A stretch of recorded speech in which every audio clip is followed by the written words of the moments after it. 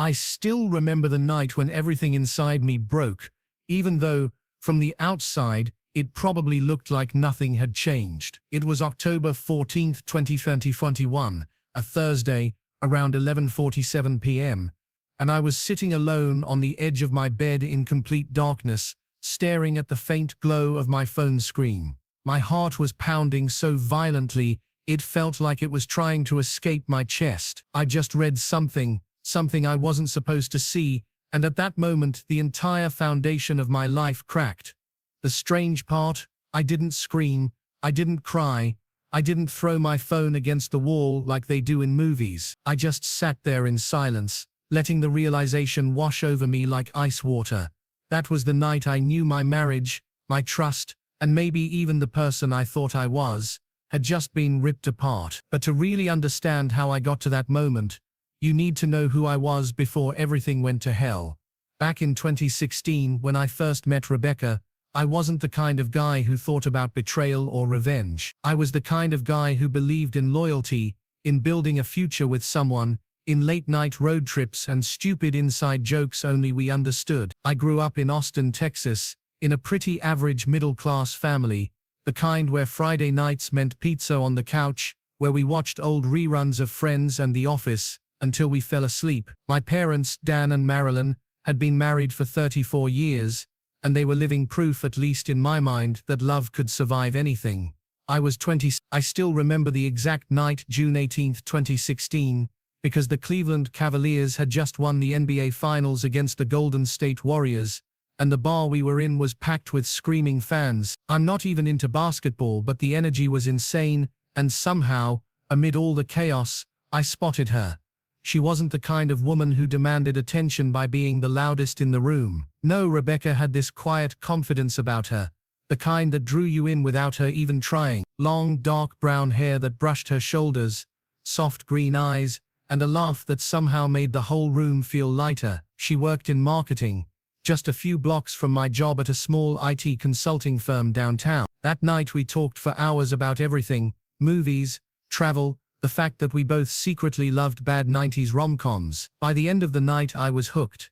The first 2 years with Rebecca were perfect, or at least they felt that way. We went hiking every other weekend, planned spontaneous trips, binged Stranger Things the night it dropped, and had these long late-night talks about our dreams, our fears, and where we saw ourselves in 5 years. I thought we were building something real, something permanent. In April 2018 I proposed. Nothing flashy, nothing Instagram-worthy, just the two of us standing by the water at Ladybird Lake with the city lights behind us and a soft breeze cutting through the spring air. She cried, said yes, and for the first time in my life, I felt like I'd truly found my person. We got married in October 2019 at this little vineyard just outside of Austin. About 75 people came, close friends, family, some of her co-workers. It was the kind of day that felt untouchable, like nothing bad could ever come close to us. My mom cried during her toast. Her dad gave me one of those firm handshakes that says take care of her or else, and Rebecca looked at me with this pure, unfiltered joy I'll never forget. If someone had told me then that 3 years later, I'd be sitting in the dark on my bed planning revenge against the same woman, I would have laughed in their face. Looking back now, I realize there were signs, small things I brushed off, things I told myself didn't matter. Around mid-2020, during the early months of the pandemic, Rebecca started working from home full-time. At first we loved it, staying up late, cooking new recipes, binge-watching The Queen's Gambit together, pretending like the world outside didn't exist. But somewhere along the way I noticed little changes in her. She started getting more distant. She'd laugh at texts, but wouldn't share what they were about. She started spending more time on Zoom calls than usual, and whenever I'd walk into the room she'd quickly minimize her screen. I remember asking her once, half joking, if she was secretly running a side hustle without telling me, and she just smiled and said,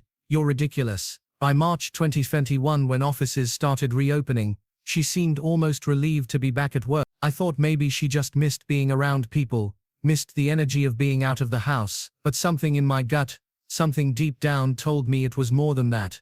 One night in July 2021 we went to this little rooftop bar downtown to celebrate my promotion at work. It was one of those perfect summer nights, warm but breezy, city lights glowing all around us, music drifting softly from the speakers, and yet, she was on her phone half the night, typing away like the rest of the world didn't exist. When I asked her who she was talking to, she said it was just a friend from work, Nathan, helping her finalize a client pitch for the next morning. I didn't think much of it then. I trusted her. God, I trusted her so much it hurts to think about it now. But here's the thing about betrayal. It never comes crashing down all at once. It creeps in slowly in whispers and shadows, until one day you wake up and realize the person you love isn't who you thought they were. The night everything changed was October. I'd been working late, finishing up a project for a client in San Francisco. Rebecca had already gone to bed when I finally shut down my laptop around midnight. When I plugged my phone into the charger, I noticed hers sitting on the nightstand, buzzing soft. A notification lit up the screen. "Can't wait to see you tomorrow. Same place, same time." It was from Nathan. At first I thought maybe it was some kind of misunderstanding, maybe it was work-related. But then, almost without thinking, I picked up her phone, unlocked it. I knew her passcode, we'd always shared them, and scrolled. What I found, I'll never forget. Thread after thread of messages, pictures, plans, memories she'd made with him. With him, not me. It wasn't just flirting. It wasn't just some drunken mistake. It was months of secret meetups, stolen weekends, carefully constructed lies. And the worst part, reading those messages, I could see exactly when it started. Back in February 2021, the same time she started pulling away from me, the same time she started laughing at texts she wouldn't explain, the same time she said she was working late on those Zoom calls. I sat there in bed, my hands shaking, my chest tight, scrolling until my eyes burned. Every message was another punch to the gut. Every emoji, every little miss you, every heart she sent him, all of it felt like a knife twisting deeper. In that moment, something inside me died, but something else woke up too. Because here's the thing, I didn't confront her that night. I didn't scream, I didn't wake her up. I didn't throw my phone across the room. I did something she would never expect. I stayed quiet, and in that silence, a plan began to form. She thought she was clever. She thought she was smarter than me. She thought I didn't know. But I knew, and I was going to make her regret every single lie. The next morning, I woke up before Rebecca. I lay there in bed staring at the ceiling, replaying every single message I'd read the night before, each one cutting deeper than the last. The sun was just starting to creep through the blinds, painting soft golden stripes across the room, but all I felt was this heavy, suffocating darkness pressing down on me. She stirred beside me, completely oblivious. She stretched, yawned, kissed me softly on the cheek like she always did, like nothing was wrong, like she hadn't been living this double life behind my back for months. And that's when the reality of it hit me. She thought I didn't know. She thought she was getting away with it. I forced myself to act normal. I kissed her back, told her I loved her, and watched as she smiled, rolled out of bed and wandered into the bathroom. The sound of the shower running drowned out the chaos in my head, but only for a moment, because now I had a choice. I could confront her right then and there, demand answers, blow up everything we had in one messy, violent argument. That's what most people would do, right? But deep down, I knew I wanted something different, something colder. I didn't want a fight. I wanted control. So I got up, went downstairs, made coffee and sat at the kitchen table while she got ready for work. When she finally came down dressed in her usual beige blazer and heels, she kissed me goodbye, told me she'd be working late again, and I smiled. God, I actually smiled, and told her to have a good day. And in that moment, something shifted inside me. I realized the key to destroying someone isn't yelling at them. It's not about screaming or breaking things, or throwing ultimatums. It's about patience, about letting them dig their own grave so deep that when the truth finally comes out, they have nowhere left to run. For the next 3 weeks, I played the role of the perfect husband. I cooked dinner. I laughed at her jokes. I asked about her day. I even brought her flowers one Friday afternoon, knowing she'd lie to my face and say she was still at the office while actually getting drinks with Nathan. I kept my voice soft, my smile warm, my eyes steady. Inside though, I was crumbling. There were nights I'd sit in my car after work, parked in some empty grocery store lot, gripping the steering wheel so hard my knuckles turned white, just trying to breathe through the rain. Other nights, I'd sit awake on the couch at 2 a.m. scrolling through old photos of us, trying to figure out where everything went wrong, wondering how someone who used to love me so fiercely could do this to me. I started noticing little details I'd missed before. Her perfume changed, her phone never leaving her side, new lingerie I'd never seen her wear for me. I knew everything now, and yet every single day, I had to pretend I didn't. That was the hardest part, living in this fake reality where I smiled on the outside while inside I was screaming. But that silence gave me something precious: time. Time to think. Time to plan. Time to turn all that pain into something she'd never forget. The first thing I did was start collecting evidence. I backed up all her messages, all her photos, every little detail she thought she'd hidden so well. I logged into our shared cloud storage, something she must have forgotten about, and found entire folders of pictures she'd saved with Nathan, hotel rooms, weekend work trip, even a stupid selfie they'd taken at a coffee shop on South Congress Avenue, smiling like two teenagers who thought they were untouchable. I saved everything, every timestamp, every location, every receipt from our joint bank account showing mysterious charges that lined up perfectly with their meetings. Next, I started watching her patterns. Rebecca had this habit of meeting Nathan every Tuesday and Thursday after work. She'd leave around 5:15 p.m., grab a coffee from Houndstooth Cafe, and then work late until about 9:30 p.m. But she wasn't working late. I'd tracked her phone's location history. She was going to a hotel downtown, always the same one.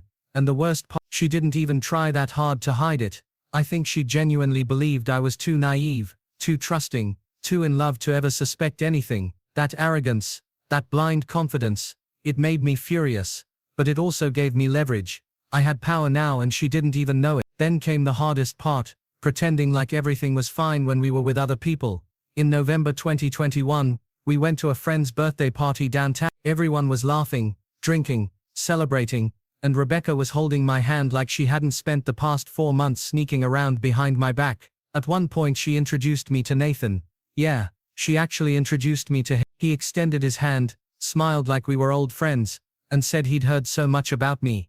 I shook his hand, I smiled back, and I wanted to break every bone in his body, but I didn't. Not yet. Instead, I memorized everything about that moment, the smug look on his face, the way she touched his arm just a little too casually, the way they exchanged these tiny, almost invisible glances when they thought no one was watching. It was like they were daring me to find out. Little did they know I already had. By December I had enough evidence to destroy her completely, not just confront her, I mean obliterate her. But I still wasn't ready to pull the trigger. I wanted to make sure that when the moment came it would be unforgettable, irreversible, and absolute. And then something unexpected happened. One night, while Rebecca was working late again, I got a call from my best friend Eli. We'd known each other since high school, and he could always tell when something was off with me. I hadn't told him anything yet, but he just. We met up at this quiet little dive bar on East 6th Street, ordered a couple of beers, and I finally broke down. I told him everything, about the messages, the photos, the hotel meetups, Nathan, all of it. Eli didn't interrupt. He just sat there, listening, sipping his beer, letting me get it all out. And when I finally stopped talking, he looked me straight in the eye and said something I'll never forget. You already know what you need to do. You're just scared to do it. And he was. That was the night I made my decision. I wasn't going to confront her in private. I wasn't going to give her the chance to spin her lies, cry fake tears, or gaslight me into forgiving her. I was going to expose her, in a way she could never recover from. For the next few weeks, I worked in silence. I started printing out copies of every message, every photo, every receipt. I built a timeline, down to the exact dates and times, mapping out her entire affair from the very first message to the last hotel meet. I even pulled their location data from Google Maps to prove beyond a shadow of a doubt where she'd been and when. By January 2022 I had a folder so thick it could have been a legal case file. And in a way, that's exactly what it was. My case against. But here's the thing about revenge. It's not just about exposing the truth. It's about making sure the impact is so devastating, so humiliating, that the person who betrayed you can't walk away untouched. I wanted her to feel what I felt. I wanted her to lose what I'd lost. I wanted her entire world to shatter, just like mine had. And so I came up with the perfect plan. Rebecca had been planning this huge work event in February 2022. A big client gala her marketing firm was hosting at one of the nicest hotels in downtown Austin. She'd been talking about it for months, saying how important it was for her career, how everyone from the company would be there, how it could lead to her next promotion. That's where I was going to do it. In front of everyone. I'd let her think everything was fine, let her keep lying, keep sneaking around, keep believing she was in control, and then on the one night she thought she was at the top of her game, I'd drop the bomb that would end everything. I could already picture it. Her standing there in her perfectly tailored dress, holding a champagne glass, laughing with her coworkers, and then watching her face crumble as the truth unfolded in front of the entire room. I wasn't just planning revenge, I was planning an execution, and by the time I was done, she wouldn't just lose me, she'd lose everything. The weeks leading up to the gala felt like living on the edge of a knife. Every day I woke up, looked at Rebecca, and wondered how she could be so calm, so casual, so utterly convincing in her lie. By this point I wasn't just angry anymore, I was exhausted. Pretending to be okay takes more energy than anyone ever talks about. Every good morning kiss felt fake. Every dinner we shared was this silent, suffocating performance, where she played the loving wife, and I played the oblivious husband. I used to think grief came in waves, but this was different. It was constant, like a weight pressing down on my chest, 24 hours a day, and the only way I could breathe was by focusing on the plan. The plan became my oxygen, my obsession, my reason for waking up in the morning. By mid-January 2022 I had everything organized. The evidence was airtight, hundreds of messages, dozens of photos, Google location data, hotel receipts, everything meticulously sorted by date and time. I'd spent late nights in my home office compiling a massive digital file, labeling every document like I was preparing for a trial, and in a way I was. But while I was preparing to destroy her, I was slowly destroying myself too. I wasn't sleeping much. I'd lie awake until 3 or 4 a.m., replaying every memory of us, the vacations, the anniversaries, the late-night talks where she swore she loved me, and wondering how much of it had been real. I'd wake up groggy, drag myself through work, and barely manage to answer email. My boss, Tom, even pulled me into his office one afternoon and asked if everything was okay. I told him I was just stressed, but the truth was, I was unraveling. Even my friends started noticing. Eli, especially. We'd grab beers every Friday after work, and he'd study my face like he was trying to figure out if I was about to collapse. He never pressured me, never judged me, but one night he said something that stuck with me.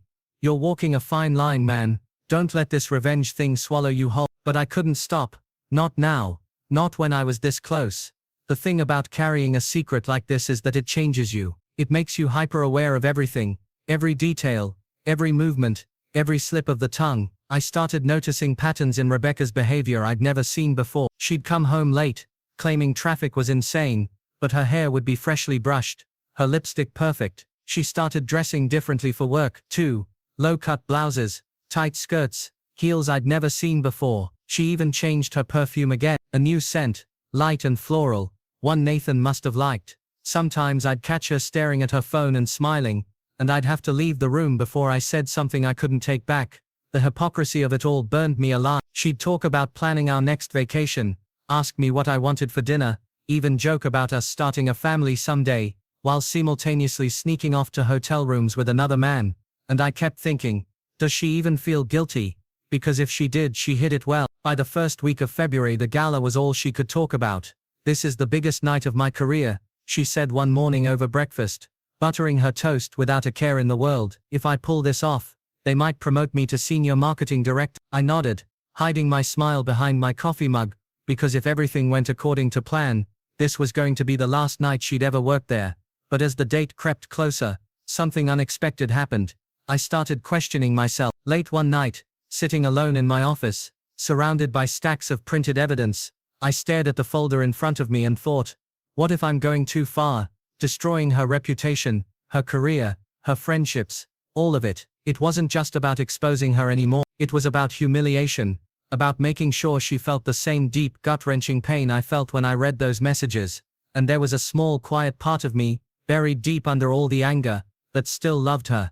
That's the part that messed with me the most. I'd look at old photos of us, her standing barefoot on the beach during our honeymoon, holding a glass of wine, laughing at something I'd said, and I'd feel this weird ache in my chest, like grief and longing tangled together into something I couldn't name. But then I'd open her messages again. I'd see her telling Nathan she missed him, calling him babe, thanking him for last night, and all that softness inside me turned to steel. She made her choice. Now she had to live with the consequences. I decided to take things one step further. It wasn't enough to just expose her at the gala.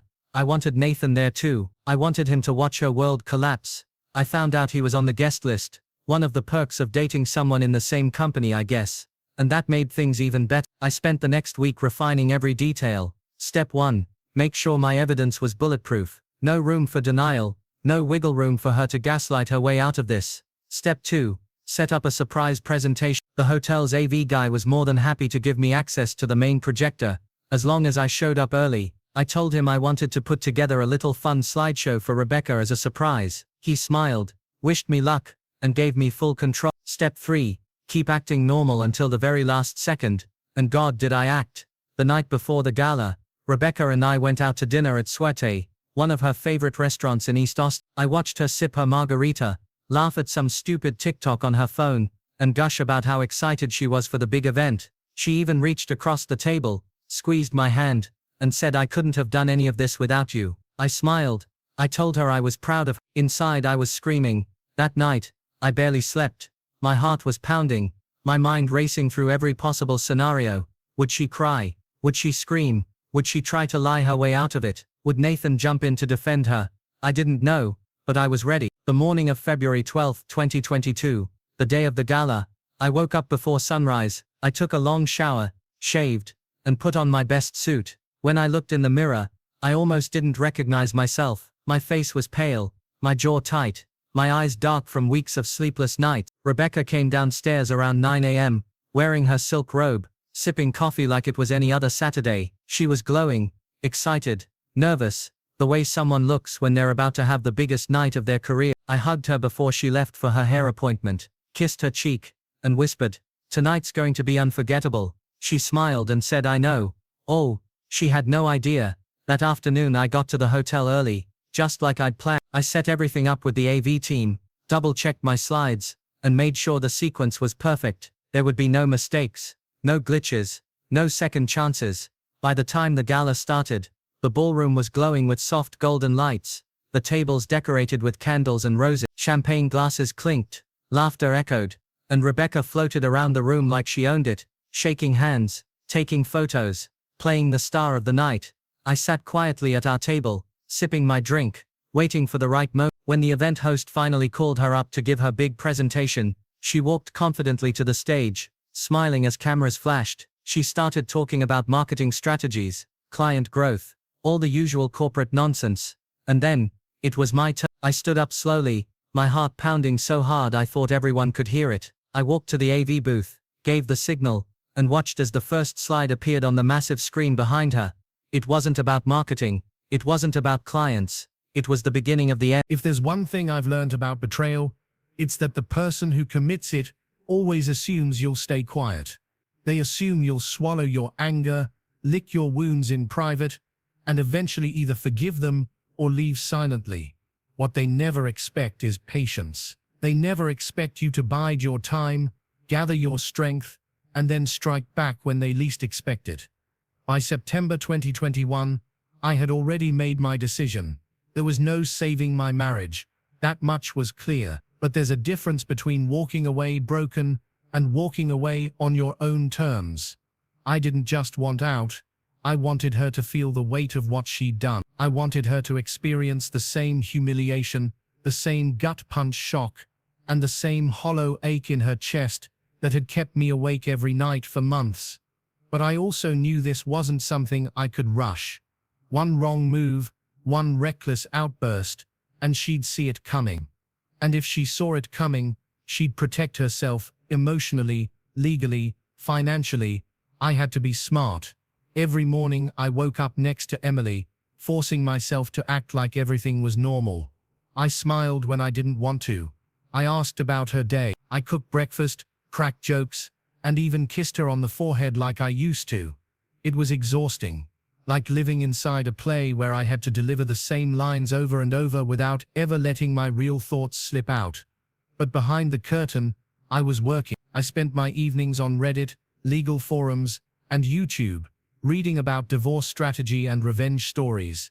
The clever ones, the ones where people didn't destroy themselves in the process. I learned about asset protection, financial disclosures, and the importance of collecting evidence quietly. I made appointments with a divorce attorney in Philadelphia without Emily knowing, paying in cash so there'd be no paper trail on our joint account. Then came the second step, confirmation. I already knew she was cheating on me, but I wanted undeniable, unshakable proof. Proof so strong that she couldn't manipulate her way out of it, couldn't cry her way through it, couldn't twist the narrative in front of our friends and family. I didn't need a private investigator. Technology was enough. The same cloud sync she'd forgotten about became my best friend. I downloaded everything: texts, call logs, even photos she thought she'd deleted. I printed out timestamps, hotel receipts, and screenshots of their conversations. I kept them in a black folder inside a locked drawer at work where she'd never find them. Every time I added something new to the folder, I'd feel a strange mix of triumph and nausea. Triumph because I was getting closer to my goal. Nausea because each screenshot was another knife in my chest, a reminder of just how easily she'd thrown me away. By December, I had everything I needed, but instead of confronting her, I doubled down on the act.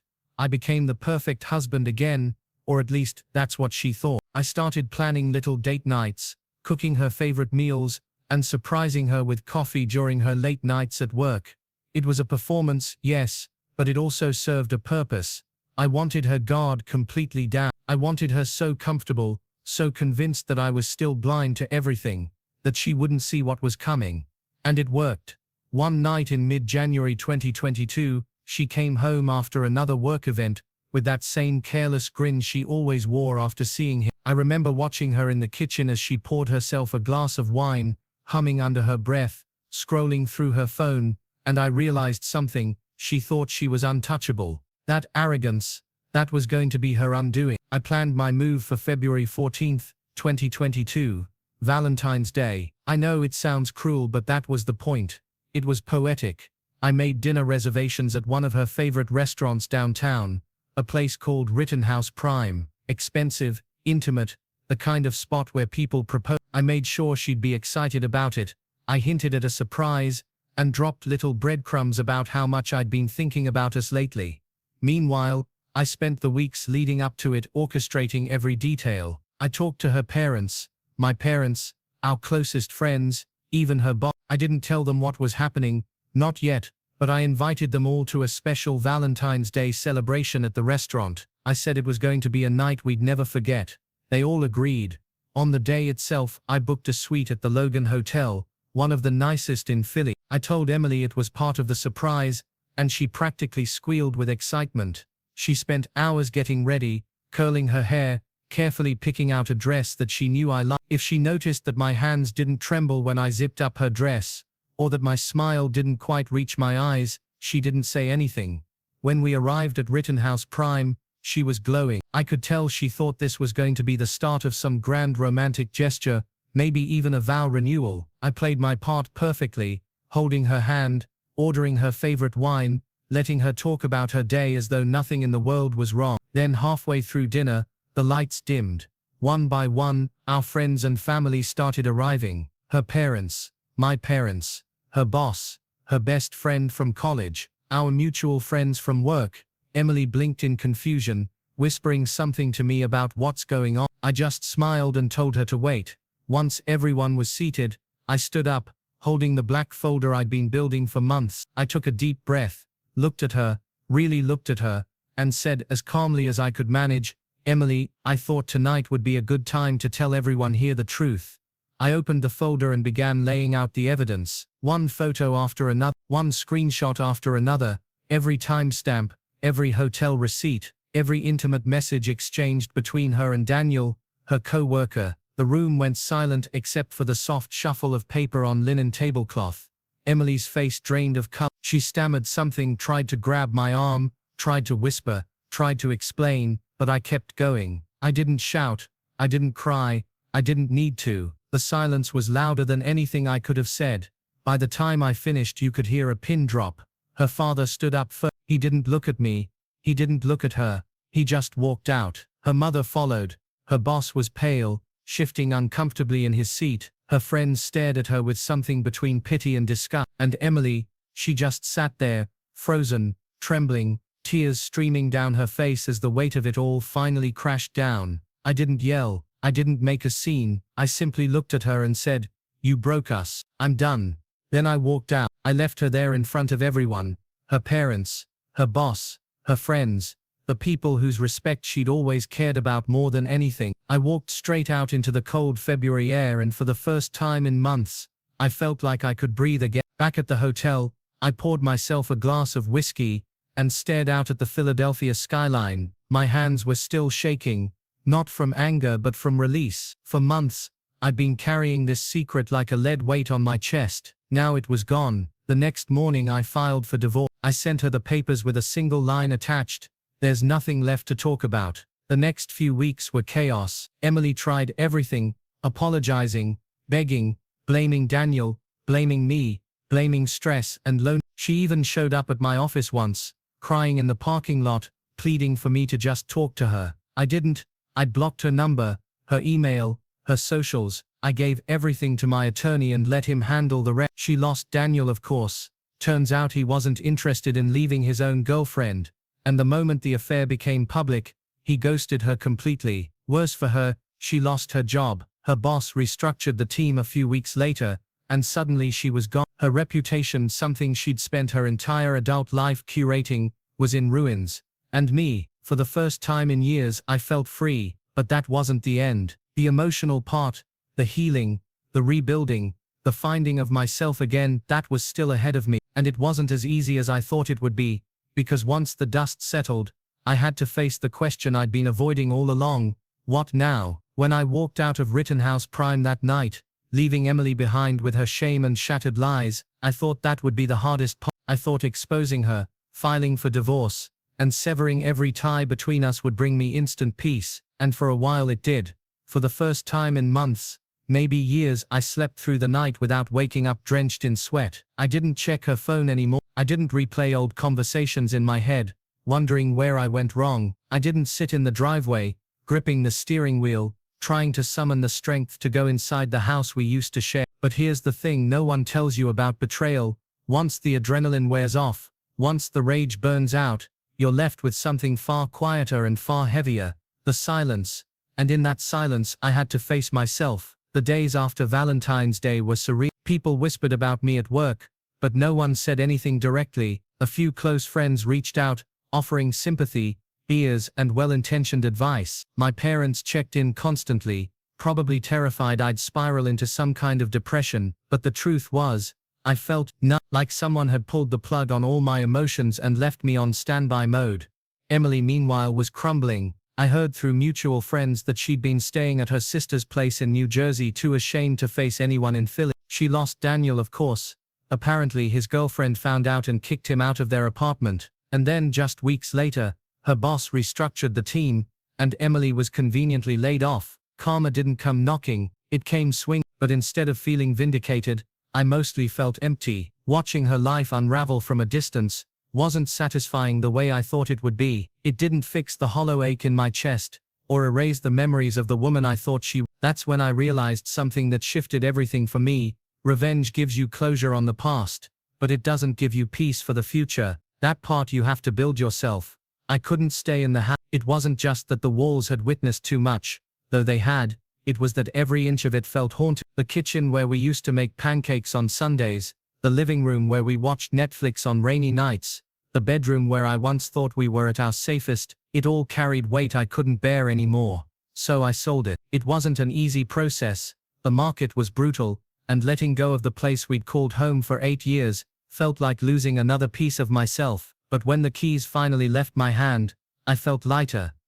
I moved into a one-bedroom apartment downtown. It was smaller, quieter, and completely mine. No memories of Emily there, no reminders of what I'd lost, just a clean slate. The first night in that apartment, I sat on the floor eating takeout straight from the container, staring at the bare white walls, and thought, this is where I begin again. At first I didn't want therapy. I thought I didn't need it. I'd exposed her. I'd taken control. I'd won. What was there to talk about? But one night, while scrolling Reddit, the same site where I'd first learned about affairs and revenge stories, I stumbled across a thread about trauma bonding. I started reading, and within minutes I realized I'd been carrying wounds deeper than I'd admitted to myself. I booked my first therapy session a week later, sitting across from Dr. Harris, a calm middle-aged man with kind eyes and a knack for uncomfortable silences. I spilled everything: the texts, the photos, the Valentine's Day reveal, the sleepless nights, the anger I thought I'd buried but hadn't. He didn't give me the cheesy time heals all wounds line. Instead, he taught me how betrayal rewires your brain, how it twists your sense of safety, and how healing isn't about erasing the past, it's about rebuilding trust in yourself. I went every Tuesday at 6 p.m. for months. Sometimes I left feeling raw and exhausted. Other times I felt like I'd finally taken a full breath for the first time in years, and slowly I started to feel like myself again. I wish I could say Emily found peace, too, but from what I've gathered, she did. Mutual friends told me she tried reaching out to Daniel again, but he'd moved on. Apparently, he got engaged 6 months later to someone else. She bounced between jobs, never staying anywhere long enough to rebuild her reputation. Her parents, furious about the affair and humiliated by the Valentine's Day reveal, became distant. By the end of 2022, she'd moved back in with her sister permanently. She deleted most of her social media accounts and practically vanished from the circles we used to run. The last time I saw her was by accident, in early 2023, at a Whole Foods near Rittenhouse Square. She looked different. Not bad, just worn down. Her hair was shorter, her makeup lighter, her posture smaller somehow. She spotted me near the self-checkout and for a moment, neither of us said anything. Then she whispered, barely audible over the hum of the store, "I'm sorry." I didn't respond, I just nodded once and walked away, and for the first time, I realized I didn't feel anger anymore. Not forgiveness. I'm not sure I'll ever get there, but acceptance. By mid-2023, I'd started focusing on the things I'd neglected for years.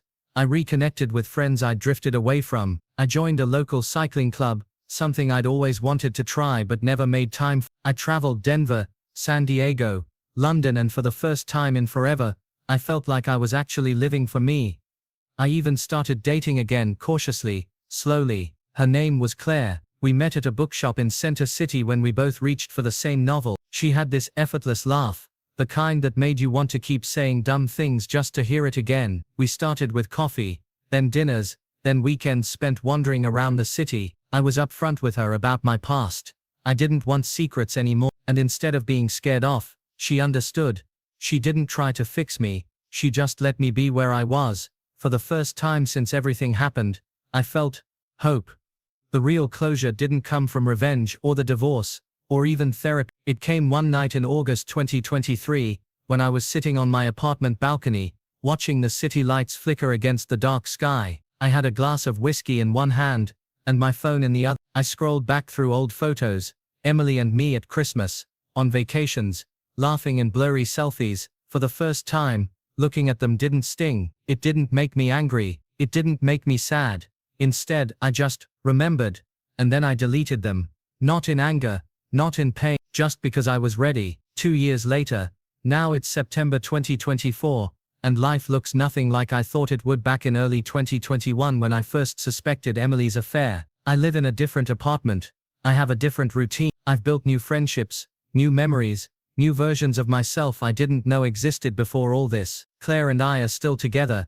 It's slow, it's steady, and it's nothing like the whirlwind romance I once thought I needed. It's better, it's grounded, it's real. Sometimes I still think about Emily, not out of longing or regret, but out of curiosity. She was a huge chapter of my life, and chapters like that don't just disappear from memory. But now when I think of her, there's no bitterness left. She's a part of my story, but she's not the end. The lesson I learned: if you'd told me 3 years ago that I'd survive this, that I'd expose my cheating wife in front of everyone, leave everything behind, rebuild myself from the ground up and find love again, I would have laughed in your face. Back then, betrayal felt like the end of everything.